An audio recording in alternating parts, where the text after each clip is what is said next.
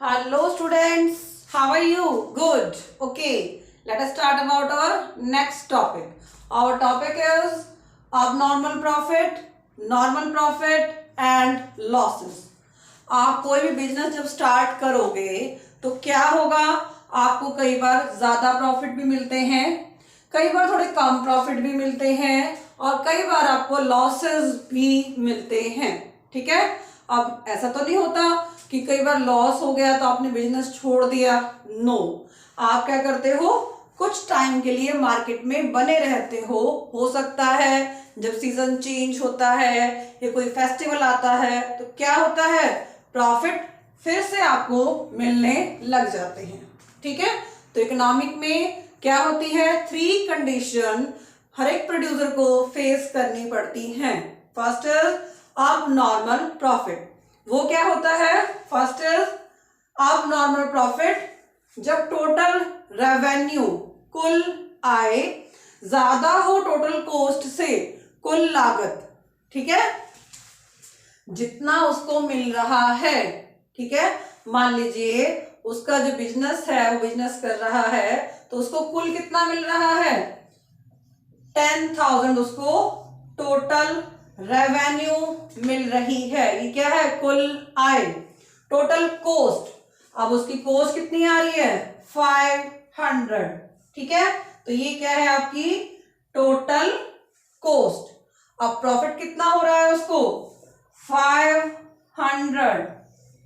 इसका मतलब क्या हो रहा है, प्रॉफिट बहुत ज्यादा हो रहा है। ज्यादा प्रॉफिट को इकोनॉमिक्स में क्या कहते हैं, अब नॉर्मल प्रॉफिट या सुपर नॉर्मल प्रॉफिट। ठीक है, आपको पूछ सकते हैं सुपर नॉर्मल प्रॉफिट लिखो या अब नॉर्मल प्रॉफिट लिखो, उसका मीनिंग सेम ही होगा। क्या होगा, जब टोटल रेवेन्यू ज्यादा होगी टोटल कॉस्ट से या एवरेज रेवेन्यू ज्यादा होगी एवरेज कॉस्ट से। ठीक है, एवरेज रेवेन्यू कैसे निकालते हो, AR एवरेज रेवेन्यू इक्वल है जो टोटल रेवेन्यू है उसके नीचे अगर क्वांटिटी कर देते हो, ठीक है, क्वांटिटी से उसको डिवाइड कर देते हो तो क्या निकल जाता है, average revenue.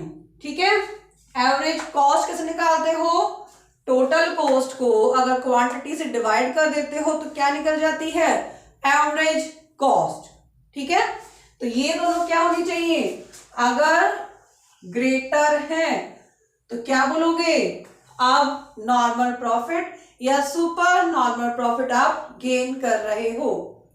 Second is normal profit. अब क्या होता है, हर बार ऐसा तो नहीं होगा ना कि आपको बहुत ज्यादा प्रॉफिट हो रहे होंगे। अब देखो फेस्टिवल का सीजन आता है तो डिमांड बढ़ जाती है तो आपको कुछ टाइम के लिए ज्यादा प्रॉफिट मिलना स्टार्ट हो जाता है। अब जैसे ही फेस्टिवल चला गया डिमांड क्या हो गई, कम हो गई, तो प्रॉफिट क्या हो जाएंगे, नॉर्मल हो जाएंगे।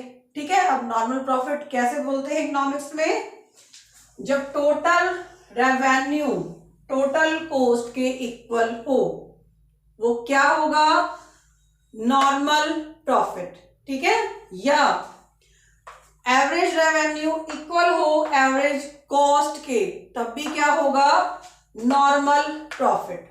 अब देखो कईयों को लग रहा होगा कि जितनी रेवेन्यू मिल रही है कॉस्ट उतनी ही आ रही है तो क्या फायदा हो रहा है, यहां हम मार्जिनल रेवेन्यू और मार्जिनल कॉस्ट को इक्वल नहीं कर रहे हैं। ठीक है, ये बराबर नहीं होने चाहिए, ये बराबर अगर आपके होंगे तो आपको नॉर्मल प्रॉफिट गेन नहीं होगा।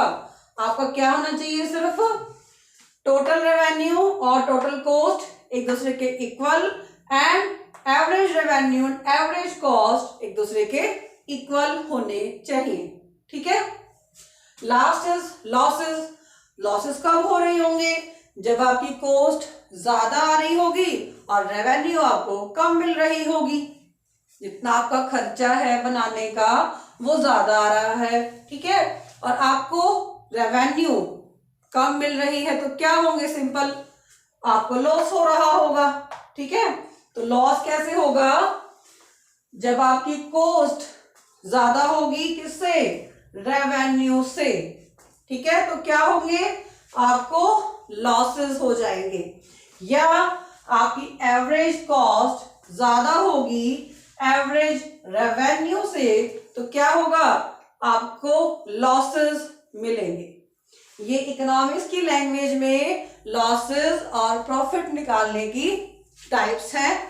ये क्या हो गए, आपको लॉसेस हो गए हैं, ठीक है। छोटा सा टॉपिक है, आई होप आपको क्लियर हो गया होगा। Okay student, have a nice day.